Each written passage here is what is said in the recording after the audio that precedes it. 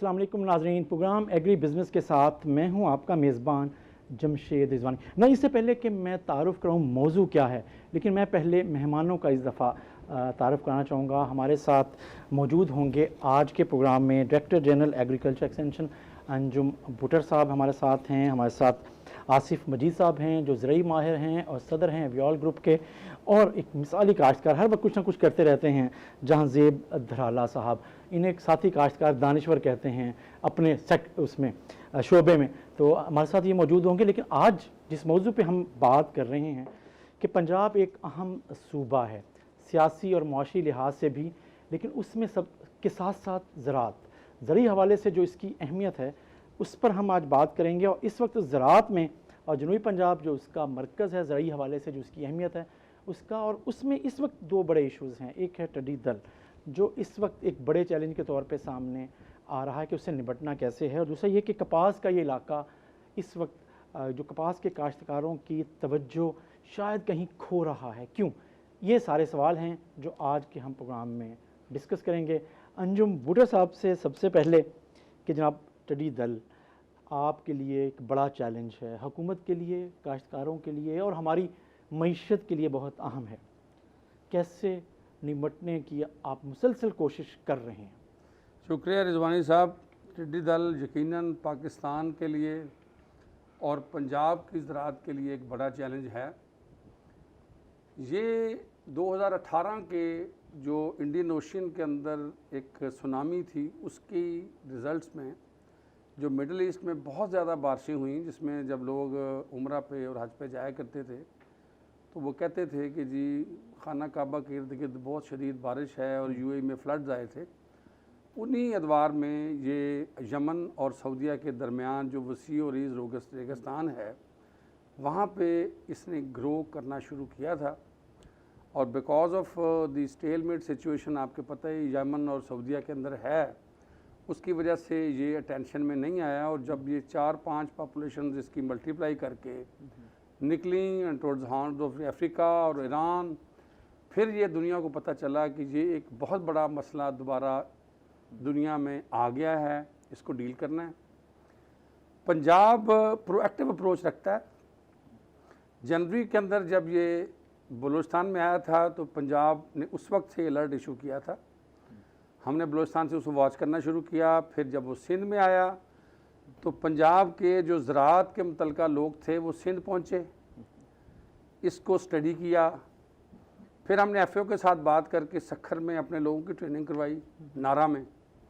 ये मैं जून की बात कर रहा हूँ।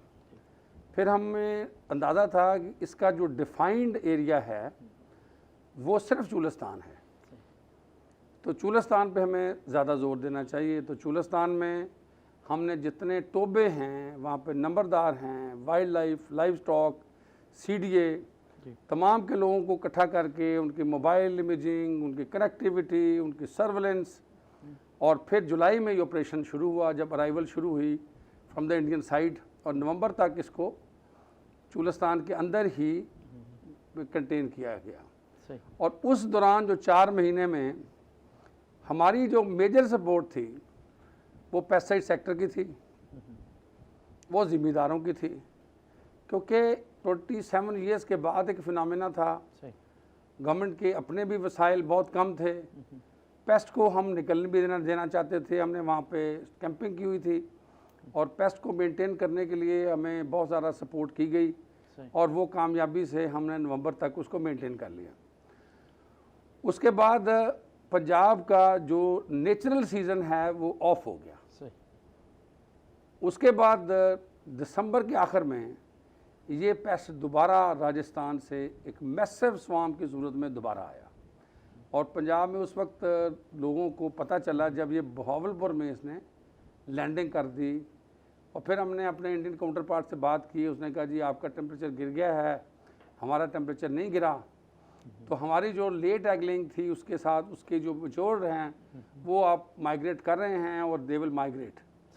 हमने फिर उसके पीछे लगे, उसको कोशिश की। अब ये सारे एरिया से गुजरा, लोधरा, जालपुर, पीरवाला, उसके बाद आगे जतोई, अलीपुर, और वहाँ मूसा खेल बलूचिस्तान में चला गया। लेकिन उसी ज़माने में जो आप दिसंबर और जनवरी को देखें तो पंजाब में एक्स्ट्रा ऑर्डनरी ठंड पड़ गई सही। और शदीद सर्दी हुई, मुल्तान भी ज़ीरो पे चला गया। तो उसकी वजह से ये पेस्ट जो है वो हवा जो कोयटा की हवाएं जिसे कहते हैं, उसकी वजह से वो माइग्रेट नहीं कर सका और यहीं पे सेटल हुआ, जिसमें मैं उकाड़ा की बात करूँगा, मैसिव 10-11 हज़ार एकड़ में वो सेटल हो गया। फिर हमारे झंग के अंदर, झंग से नूरपुर थल जब ये मूसा खेल से क्रॉस किया उसने कोई सुलेमान रेंज को, तो ये डाइवर्ट करके इधर आया और फिर डीए खान और अफ़गानिस्तान तक चला गया। तो वो 2-3 चैलेंजेस थे हमने उस, लेकिन पंजाब में चूँकि थोड़ा कैलकुलेटेड मूव होती है, हमने अकॉर्डिंग टू द चैलेंज अपने रिसोर्सेज, ह्यूमन रिसोर्स, मोबिलिटी, हमारे इक्विपमेंट्स एंड पेस्टिसाइड्स कैलकुलेट करके पेस्ट की लाइफ के मुताबिक इंक्रीज़ किए और आज हम तकरीबन 20,000 एकड़ डेली की स्प्रेइंग कैपेसिटी पे हैं, डेली की। जुलाई में हम 200-300 एकड़ की कैपेसिटी पे थे। सही। हम आज भी हमने 200 बड़े इक्विपमेंट, जिसमें जीटोज हैं, जिसमें हमने यूएलबी स्प्रेयर्स हैं जो 300 एकड़ डेली कर सकती है जी, वो आज भी मुल्तान में डिस्ट्रीब्यूट किए हैं। तो हम अब पंजाब में तो हमने इस बुनियाद के ऊपर मेंटेन किया। आज भी हमारे पास को 2,500 के करीब इक्विपमेंट है, 3,000 हमारा बंदा ट्रेन है। लेकिन इसके साथ हमने एक और प्रोडक्टिव अप्रोच आप की है, वो ये है कि हमने तमाम जो विलेजेस हैं उनमें विलेज कमेटीज़ बना दी। हमने ज़िम्मेदारों को कहा कि अपनी स्प्रे मशीन्स वॉलंटियर करें। सही। रजिस्टर कर लिए 18,000 पावर नैपसैक स्प्रेयर्स। सही। और 600 के करीब हमारे पास बागों की बड़ी जो जटाऊ हैं वो भी आ गई हैं। लोगों ने कहा कि हम आपको देंगे, अगर आपके पास जो अटैक है वो बहुत बड़ा होता है तो हम उसके साथ कम्युनिटी मोबिलाइजेशन के साथ भी निपटेंगे। तो मैं आपको ये ज़रूर कहता हूँ कि ये आफत ज़रूर है, हम इसके साथ पिछले 1.5 साल से निपट रहे हैं। दिसंबर में ये कहा जा रहा था कि पंजाब में गंदम नहीं होगी, हमने दिन और रात जी इसको कंट्रोल इसलिए कर लिया कि हमने गंदम को बचाना था। 1 मिलियन टन से ज़्यादा गंदम पैदा हो गई पंजाब में पिछले 1 साल में, 18.3 और 19.4 इस साल जी। चना ज़्यादा हो गया, हमारी सारी क्रॉप्स डबल हो गई, बढ़ गई। अब हम जब माइग्रेशन दोबारा डीआई खान से और उधर से आई, क्या कहते हैं, अफ़गानिस्तान से, उसने फिर ख़ास तौर पर मुल्तान डिवीज़न को स्ट्रेस किया। तो उसके लिए आज इक्विपमेंट हमने मुल्तान डिवीज़न के लिए मज़ीद ऐड कर दिया है, क्योंकि Multan division was not never focus. हम भावलपुर डीजी खान के ऊपर फोकस था क्योंकि वो बॉर्डर बलूचिस्तान के साथ था, ये बॉर्डर इंडिया के साथ था।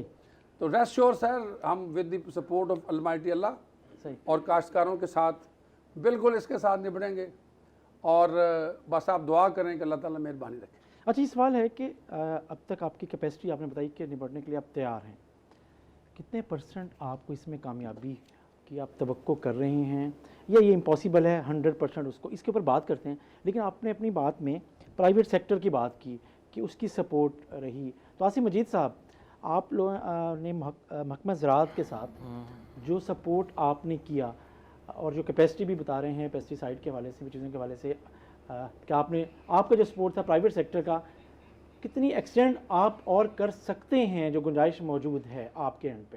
रिजवान साहब शुक्रिया आपका। उस वक्त ज़रूरत थी, जब शुरू में जब आया है ना तो कोई तैयारी नहीं थी, किसी की भी पता नहीं था ना। बड़े सालों बाद आया था, डिपार्टमेंट होता था कराची में लोकस्ट का, वो मतलब एक कि बंदे रिटायर हो गए, उसके बाद 18th अमेंडमेंट के बाद रिक्रूटमेंट हुई नहीं। उस वक्त ज़रूरत थी, हमने सपोर्ट किया उस वक्त।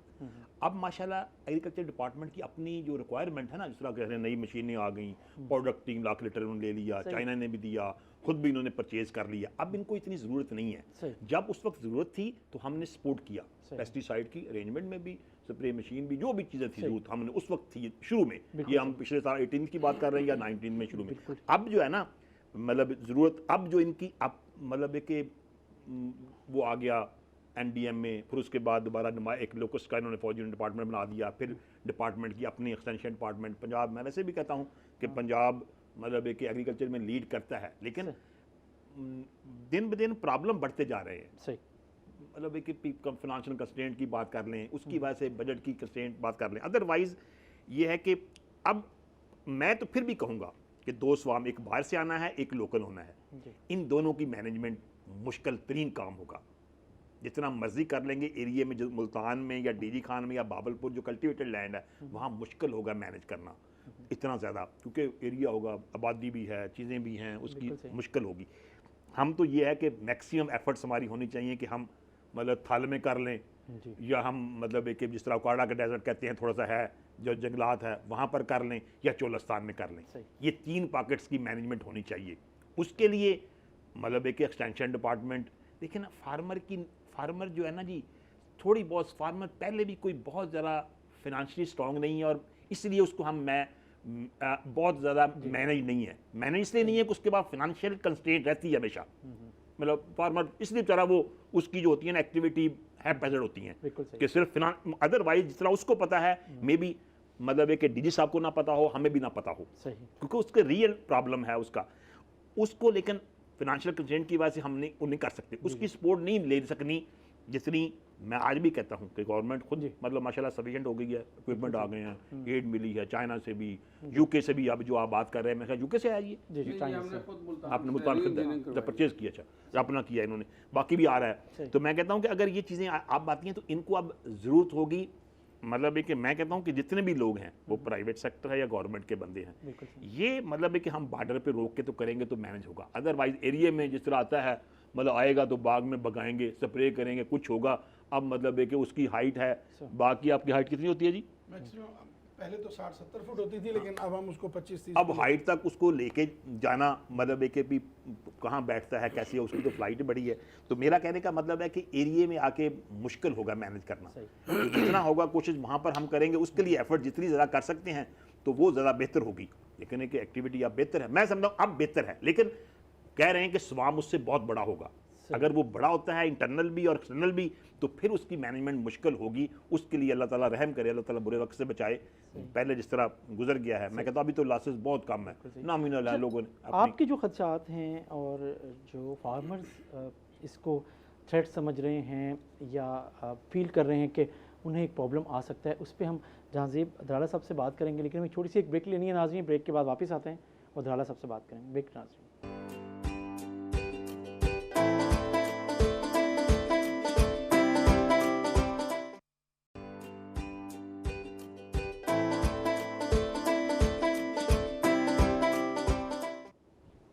वेलकम बैक नाज़रीन। हम बात कर रहे हैं पंजाब में टिड्डी दल और साथ ही कपास इस वक्त हो क्या रहा है। और ब्रेक पे जाने से पहले हम बात करते हैं जहांज़ेब दराला साहब, आप क्या समझते हैं कि जो फार्मर्स हैं उनके जो खौफ पैदा हुआ है पिछले साल से और अब फिर आप समझते हैं कंफर्टेबल हैं अब तक के जो इक़दामात हैं एग्रीकल्चर एक्सटेंशन डिपार्टमेंट की तरफ से, हुकूमत की तरफ से, कैसे आप में एतमाद आ सकता है?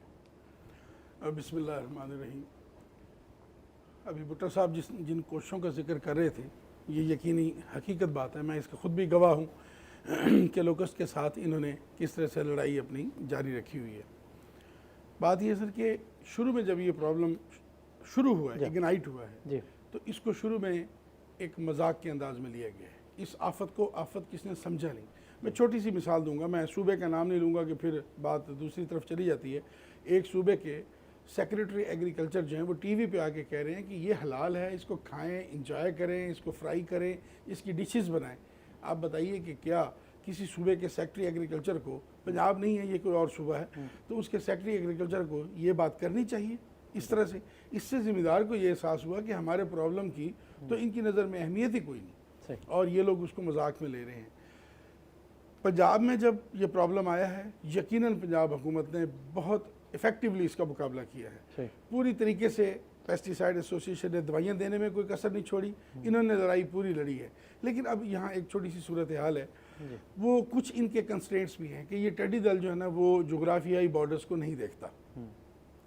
अब नाम लेने में कोई गुनाह नहीं कि पाकिस्तान और इंडिया का ये मुश्तरका प्रॉब्लम है। दोनों की ज़राअत जो है वो इस एक ख़त के उस तरफ और इस तरफ है। मैं इस ख़त के ख़िलाफ़ नहीं बोल रहा, या इसमें खुदा न खास्ता कोई नहीं, लेकिन तमाम तर सियासी इख्तलाफात के बावजूद मैं ये सजेस्ट करूँगा कि जो हमारा पंजाब का एग्रीकल्चर है डिपार्टमेंट है, इसको इंडियन पंजाब का जो एग्रीकल्चर डिपार्टमेंट है उसके साथ कम से कम इस आफत का मुकाबला करने के लिए इनको फ्री हैंड दिया जाए। क्योंकि जब तक ये दोनों तरफ बॉर्डर के कंट्रोल नहीं होगा तो उधर की हैचिंग इधर नुकसान करेगी, इधर की हैचिंग उधर नुकसान करेगी और आफत हर रोज़ मल्टीप्लाई होगी। हम इस वक्त इंडिया के साथ एक सियासी एक चपकलिश के जगह पे खड़े हैं जहां हमारे तकरीबन सारे राब्ते भी आप देख रहे हैं और इवन के आधे से ज़्यादा तो अब अमला जो सफारतकारी जीरो कॉन्टैक्ट है, ऑलमोस्ट जीरो कॉन्टैक्ट। इस जीरो कॉन्टैक्ट में भी हमें नुकसान हो रहा है, दोनों तरफ होगा। इस आफत को समझें। आप ये भी ज़हन में रखें कि इन दो मुल्कों में पूरी दुनिया में से 1.5 अरब आबादी इन दो मुल्कों में रहती है, 7 अरब में से। इस मुसीबत को, इस आफत को अगर इस जगह पर सीरियसली ना लिया गया और जैसे हमारा पंजाब का डिपार्टमेंट लड़ रहा है इसी तरह से जॉइंट एफर्ट्स ना की गई तो ये प्रॉब्लम ज़िम्मेदार को ये खौफ है कि हमारी क्रॉप्स को डैमेज करेगा। आप ये देखिए कि इसी ईद उल फित्र को लोगों ने नमाज़ पढ़ी है, मेरे समेत मैं खुद भी, हम अपने बाग में टीन, पीपे, धमाके, पटाखे और पता नहीं क्या क्या, ये लोग नमाज ईद पढ़ रहे थे, हम अपने बाग में टिड्डी दल को उड़ा रहे थे। तो यकीनन ये तो फिर स्टोन एज वाली बात होगी ना कि अगर पीपे खड़का के हमने अगर टिड्डी दल को भगाया, उससे आपको फायदा हुआ? सर ये सिर्फ अपने दिल की तसल्ली है, कोई फायदे वाली बात नहीं। मैं इसको बिल्कुल नहीं समझता कि टिड्डी दल पटाखों से जाती है, ये नहीं। उसका एक फ्लाइंग शेड्यूल होता है दिन में और उसका एक लैंडिंग टाइम है, उसमें उसने लैंड करना है तो फिर उसने कहीं नहीं जाना। तो ये बात केमिकल से ही कंट्रोल होगी। एफर्ट ये अच्छी लोग कर रहे हैं, लेकिन एक और भी आपको अर्ज करूँ कि पाकिस्तान में लोकस्ट पेन के पास स्पेशलिस्ट भी नहीं है। जहाँ तक मेरा इल्म है शायद पाकिस्तान पूरे में एक डॉक्टर इशफाक साहब हैं जो पीएचडी इन लोकस्ट हैं, बाकी कोई इनके पास लोकस्ट पे पीएचडी बंदा भी कोई नहीं है। इनको अपनी कैपेसिटी बिल्डिंग भी करनी पड़ेगी अपने ऑफिसर्स की शक्ल में, अपने ट्रेंड स्टाफ की शक्ल में। इनको उस स्ट्रेंथ पर भी भुट्टर साहब को तवज्जो देनी चाहिए। मशीनरी मंगवाई, दवाई ली, वेलकम, बहुत अच्छी कोशिश है, लेकिन उसके पीछे इनको उस मशीन को इस्तेमाल करने वालों की इस्तेदाद भी बढ़ानी चाहिए होगी। भुट्टर साहब, आप की तरफ उन्होंने गेंद डाल दी है आपके कोर्ट में कि आप इसका रिस्पॉन्ड करें, कि आप समझते हैं कि एक्सपर्टीज़ की टिड्डी दल के हवाले से वाकई आपको उसकी कमी का सामना है, या आप समझते हैं कि नहीं, आप अपनी एफर्ट कर रहे हैं और आपकी पूरी स्ट्रेंथ है? ह्यूमन रिसोर्स की आपने बात की और इक्विपमेंट की अवेलेबिलिटी की, लेकिन द एक्सपर्टीज़, जैसे आसिम मजीद साहब ने कहा कि एक इदारा था जो फेडरल गवर्नमेंट इसको देखती थी कराची में, वो आज से कई साल पहले ही बंद कर दिया गया था और आज ये फिर मुसीबत आई हुई है, आफत आई हुई है। आप समझते हैं कि जो पॉइंट धराला साहब ने उठाया है ये रियलिस्टिक बात है और वाकई इसके ऊपर आप देख रहे हैं, ये वाकई कमी है या नहीं? बिल्कुल सही बात कर रहे हैं कि जी ये 27 ईयर्स के बाद अगर फिनोमेना आया है जी, तो उस वक्त हमारे पास जो स्पेशलिस्ट लोग हैं या जो लेटेस्ट टेक्नोलॉजीज़ हैं, क्योंकि टेक्नोलॉजी हमेशा फाइन ट्यून होती है डिफरेंट इकोलॉजीज़ के अंदर। हम एक डिफरेंट इकोलॉजीज़ के अंदर काम करते हैं, हमारा टेम्परेचर रिजीम फ़र्क है। इस वक्त जो नेशनल एक्शन प्लान स्टेज 2 हम उसे कहते हैं, इसकी एक मंजूरी दी जा रही है। पाकिस्तान में इस वक्त नेशनल लोकस्ट कंट्रोल सेंटर बना है जिसको फेडरल मिनिस्टर हेड करते हैं, जिसमें दी हाईएस्ट जो पोजीशंस हैं सूबों में वो उसके मेंबर्स हैं, और इंजीनियरिंग इन चीफ उसके को चेयरमैन हैं आर्मी के। तमाम वो अदारे जो पाकिस्तान में इस मुहिम में कंट्रीब्यूट कर सकते हैं वो उसके साथ हैं। इस स्टेज 2 के जो सिस्टम है इसमें R&D एक स्पेशल सब्जेक्ट है। पाकिस्तान के अंदर वो तमाम यूनिवर्सिटीज़ जो इस चैलेंज को एक्सेप्ट कर सकती हैं उनको कंट्रीब्यूशन के लिए कहा गया है। बायो फर्टिलाइज़र पे बात की गई है, ग्रोथ रेगुलेटर्स पे बात की गई है, और ऐसे एनवायरनमेंट फ्रेंडली तरीक़ाकार की बात की गई है जिससे केमिकल फेंकने की बजाय लोकस्ट को नेचुरली कंट्रोल किया जा सके। सही, इसके ऊपर भी बात हो रही है। हाँ, पंजाब 85% क्रॉप एरिया है जी। पंजाब की हमेशा फेडरल गवर्नमेंट में और बाकी जगह के ऊपर ये गुजारिश रही है कि लोकस्ट को क्रॉप एरिया से बढ़ने से पहले मैनेज किया जाए। बिल्कुल। अगर वो पंजाब की फसलों के अंदर आ जाती है तो वो तो फिर दू बदू की जंग है ना। सही, उसमें हम को नुकसान करेंगे, वो कुछ हमारा नुकसान करेगी। बिल्कुल। तो दैट इज़ वाई हम 43% ऑफ पाकिस्तान जो इसको बलूचिस्तान कहते हैं जी, उसके ऊपर इतना ज़ोर देते हैं जितना हम पंजाब की लोकस मैनेजमेंट पे नहीं देते। बिल्कुल सही।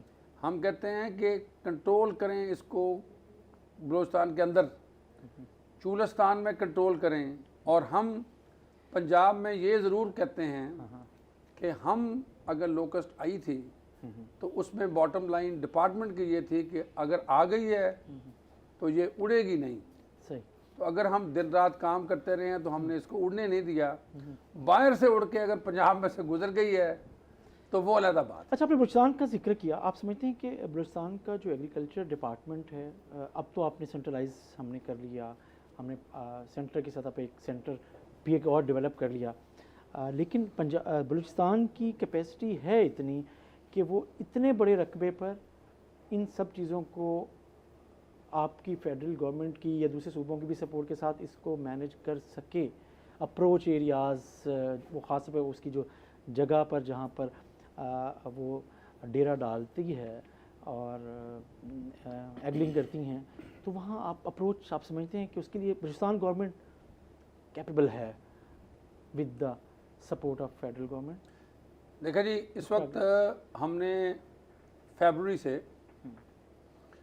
इमीडिएटली एक वर्किंग ग्रुप बनाया था, जिसे व्हाट्सएप ग्रुप भी हम कह सकते हैं, कि डीजी खान राजनपुर के district deputy directors and ranger Khan और उनके सामने जो मूसा खेल, रखनी, बार खान और डेरा बुकटी अप टू कश्मोर, ताकि दोनों ऑफिसर्स जो हैं वो डेली हॉटलाइन के ऊपर अपनी अपनी प्रोग्रेस शेयर करें, ताकि हमें पता चले कि बॉर्डर की उस साइड पेस्ट की क्या पोजीशन है। सही। दूसरी, हमारा जो ट्राइबल एरिया जिसे हम अब कोच सुलेमान तहसील बन गई है, हमने उसको स्पेसिफिकली लाइन रखा हुआ है। उसकी सारे एरियाज, चाहे फाजला कच्छ है, चाहे तुमन एरियाज़ हैं, चाहे चोटी जेरी, चोटी बाला और अप टू रुझान, हमने अपने एरिया को स्वीप किया है, साफ़ किया है।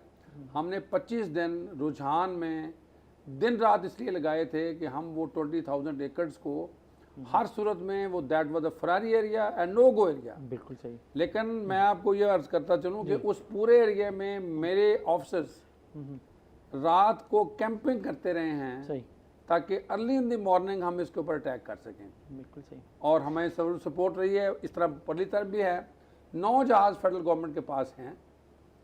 सदर्न कमांड जो फौज है वो वहाँ पे मैसिव ऑपरेशन लॉन्च किया हुआ है उन्होंने।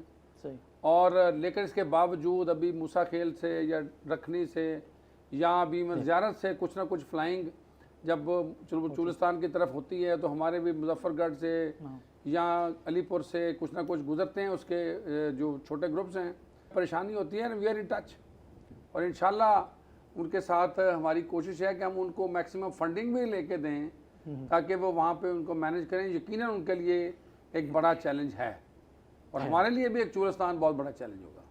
मैं इस बारे में थोड़ा सा भुट्टो साहब की बात को थोड़ा सा आगे बढ़ाऊंगा।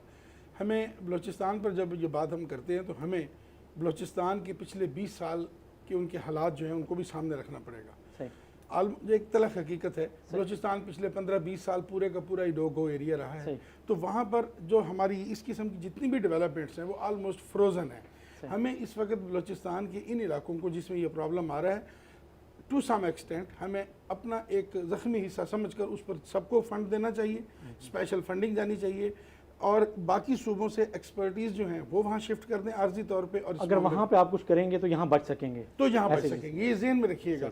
इस पर बात करते हैं, लेकिन नाज़रीन छोटा सा एक ब्रेक लेना है, वापस आते हैं और फिर आसिफ मजीद साहब से पूछते हैं कि वो क्या कहते हैं इस पर। ब्रेक नाज़रीन।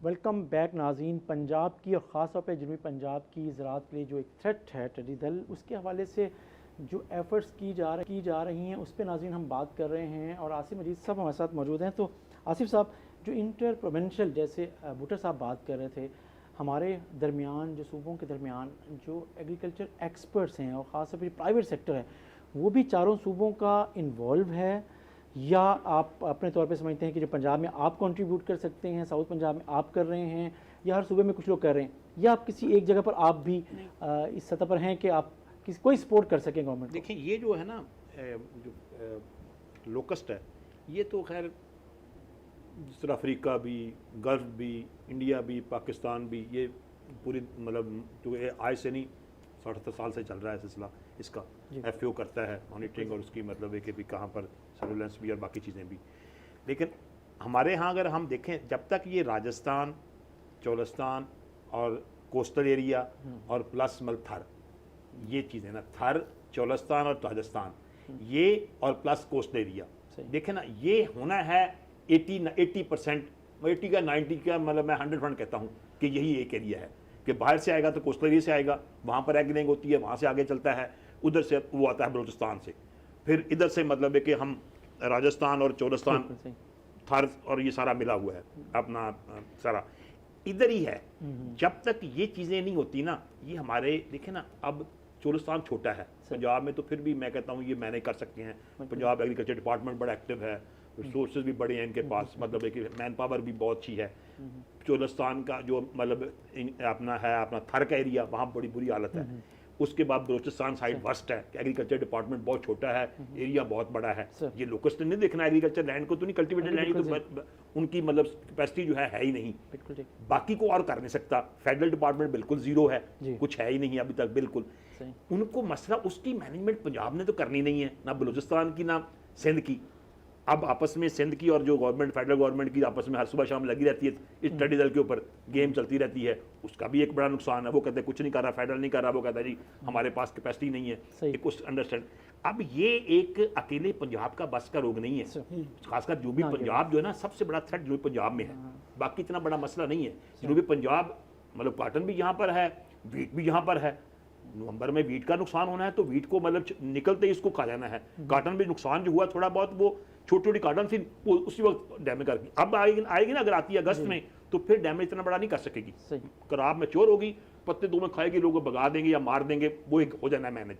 शुरू वाली मतलब ये हमारा अगला जुलाई अगस्त का महीना, जुलाई अगस्त, ये खतरनाक है, या फिर नवंबर में जिस तरह ये कह रहे हैं कि नवंबर में आएगा, वो उस वक्त सोइंग होती है, कॉटन गंदम निकल रही होती है, उस वक्त वहाँ पर कर देना है खराबी। तो ये हमारे पंजाब के अकेले का नहीं है, हमने जब तक ये सेंट्रलाइज नहीं होगा ये हो नहीं सकता।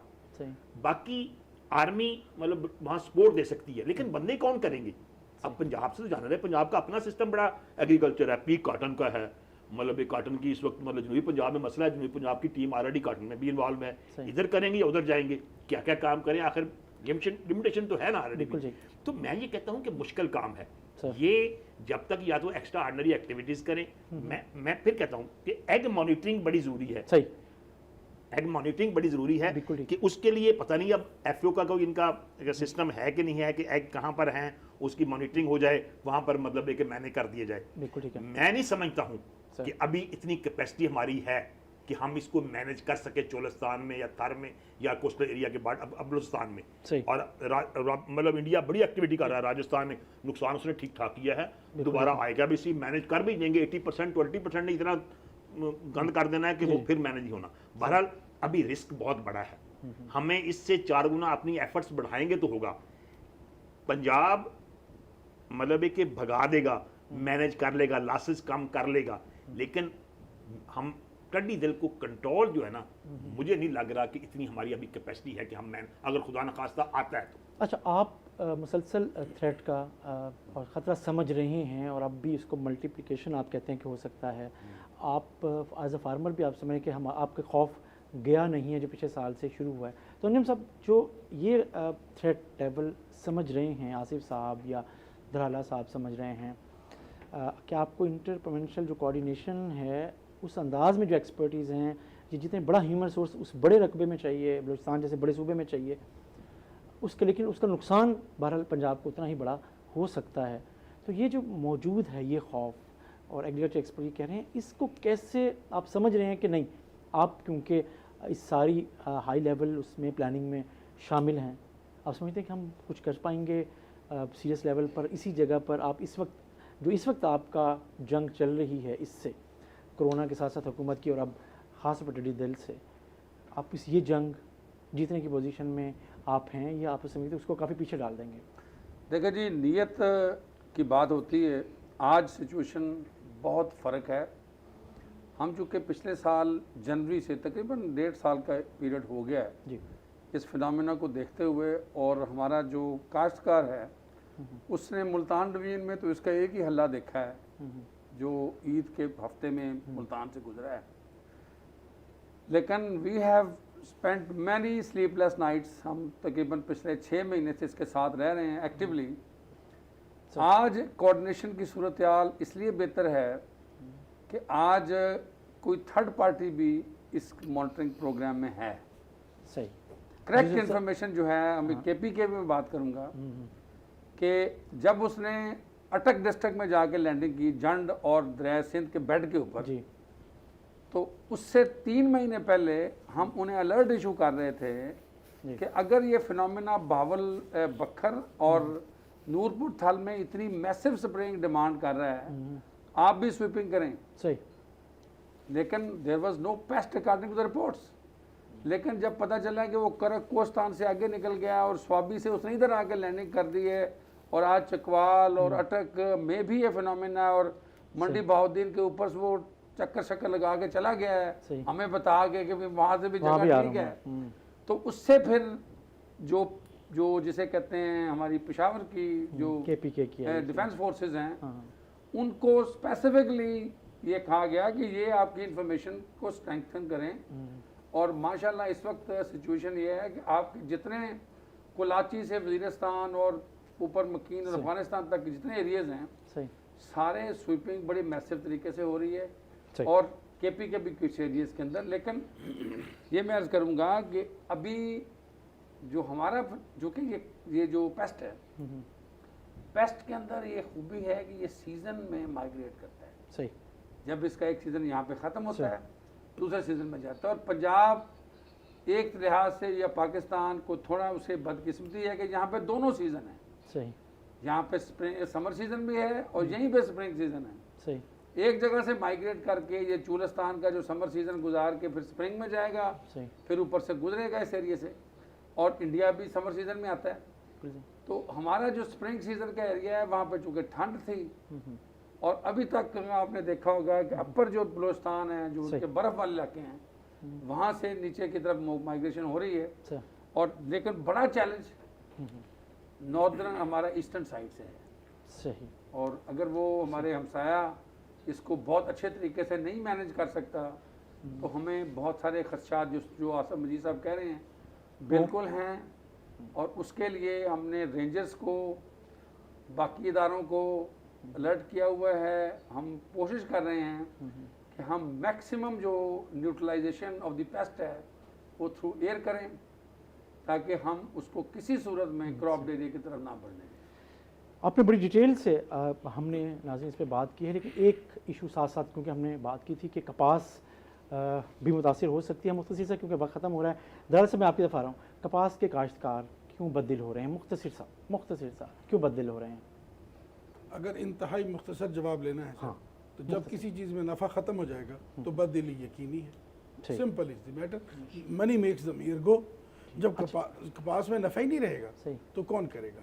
जब 18 स्प्रे होंगे, बीज बेकार होगा, जर्मिनेशन बेकार होगी, बीज में टेंडेंसी नहीं होगी अच्छा फ्रूट लेने की, बॉल साइज छोटा होगा, एवरेज नहीं आएगी, यील्ड नहीं आएगी, तो जिम्मेदार क्या करेगा? बस ये अब आप खुद फैसला करें। आज़म जी साहब, आप इसमें क्या इजाफा करते हैं? आप कपास का इस एरिए में इतनी तेज़ी से उसकी प्रोडक्शन या उसकी तरफ डिक्लाइन की तरफ जाना, कॉटन एरिया से, अब उसे हम कॉटन एरिया शायद पूरी तरह मुकम्मल नहीं कह सकते, ये मुकम्मल शायद कॉटन एरिया है अभी भी, आप समझते हैं? तो फिर ये क्या? मैं कहता हूँ कि कपास बड़ी ऑर्गेनाइज थी पाकिस्तान दुनिया में ना। अगर सबसे ज़्यादा अच्छी कॉटन थी ना तो पाकिस्तान अमेरिका से भी अच्छी थी। मतलब कि मैं कहता हूँ कि लेकिन वायरस ने सिस्टम क्रैप्स किया, वायरस के बाद हमारे काबू में आई नहीं। वायरस अभी ख़त्म नहीं हुई थी, तो फिर ये जो मतलब है कि उसकी वजह से हम आ गए अर्ली। वायरस की मैनेजमेंट हमने आगे फरवरी मार्च में काटन लगानी शुरू की। फरवरी मार्च में आई तो फिर साइकिल हो गया 9 महीने का काटन का। 9 महीने का जो होता था तकरीबन, मतलब कि हम कहते हैं कि 120 to 160 डेज का, वो चला गया। फिर मतलब वो हार्वेस्टिंग की वजह से होती थी, लेट पिकिंग की वजह से वो मार्च तक खड़ी रहती थी। लेकिन जो हमारा मतलब ना उसका था सिस्टम, जून में लगती थी और हम सितंबर एंड पे फारग हो जाते थे। मतलब हर चीज, खाद बंद, स्प्रे बंद, और सब कुछ खत्म। 1.5 महीने की बात थी। अब लगती है वायरस की वजह से आगे काटन फरवरी में, और फरवरी की वजह से जो शुरू हुई, अब भी जो है, अब भी काटन जो है ना हार्वेस्टिंग करती है वीट की, तो लोगों को आई होती है कि हम अप्रैल में काश कर दें। बिल्कुल सही। लेट नहीं लगती। अब जून में काश्त होती ही नहीं है, मेरे ख्याल में 10-20% होगी, सारी कॉटन लगती है मई में। अब विंडो फिर फ्रूटिंग है 25 दिन बाद, मतलब वायरस ने खत्म की, फिर हम नई टेक्नोलॉजी लेके नहीं आए। बिल्कुल ठीक। सीड की टेक्नोलॉजी मतलब कि बिल्कुल हमने नहीं की दुनिया में। हम देखें ना, हम कहते हैं सबसे ऑर्गेनाइज कॉटन में ऑस्ट्रेलिया है, बिल्कुल ठीक। कि छोटा 10 लाख एकड़ है, बड़े बड़े फार्मर हैं, 10,000 एकड़ 10,000 एकड़, मतलब एक भी टोटल गिनती के 1000 फार्मर या 2000 फार्मर होगा। वहाँ पर हम गए हैं 92 में, तो 15-20 स्प्रे थी, अमेरिकन सुंडी मरती नहीं थी।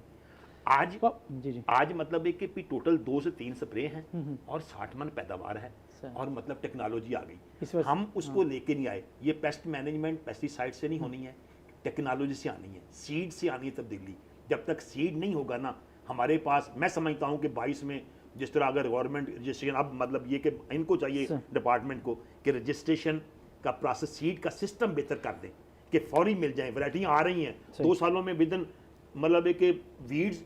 मैं कल गया हूँ एक फार्मर पे, अमर शाह के पास, वो कहता है जी मेरा सबसे बड़ा मसला क्या है, उसने कहा मेरा वीड्स मसला है, मुझसे वीड्स मैनेज हो जाए मैं कुछ नहीं करता।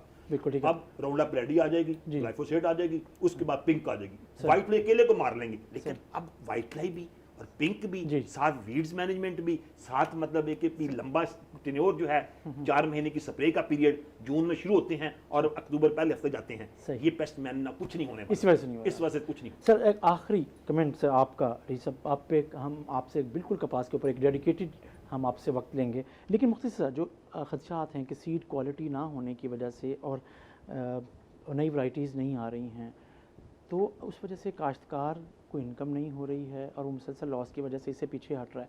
इस वक्त भी शायद कोई डिक्लाइन है ज़ेर काश्त रकबे में कपास के, इस दफ़ा थोड़ा सा डिच आया।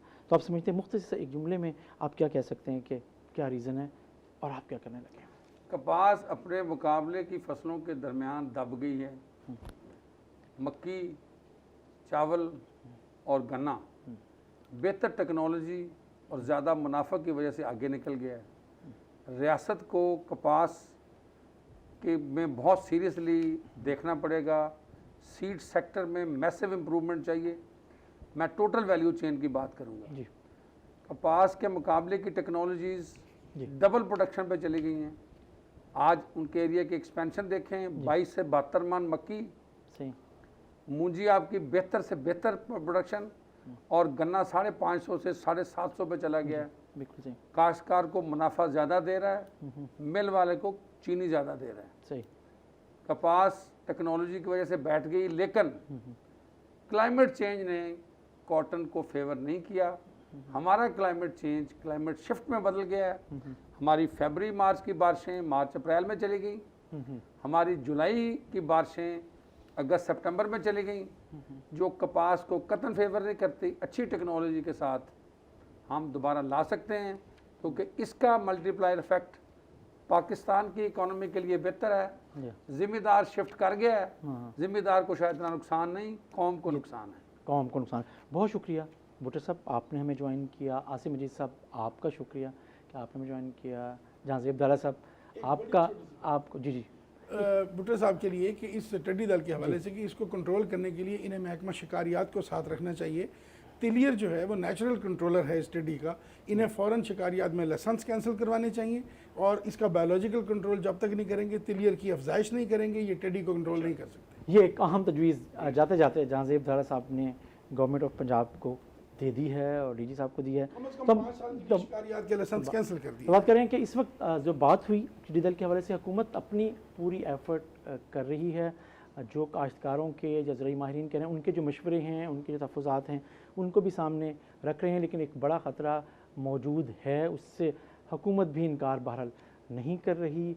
जहाँ तक कपास की बात है, उस हवाले से एक अहम बात भुट्टो साहब ने की कि अगर काश्तकार को यकीनन दूसरी फसलों से फ़ायदा हो रहा है, लेकिन इस वतन को, इस मुल्क को मुआशी तौर पे कॉटन में अदम दिलचस्पी अगर मुनाफा ना होने की वजह से बढ़ रही है, तो ये एक मुल्क के लिए एक बड़ा नुकसान साबित हो रहा है। इसके साथ ही नाज़रीन, अपने मेज़बान जमशेद रिजवानी को इजाज़त दीजिए। अल्लाह हाफ़िज़।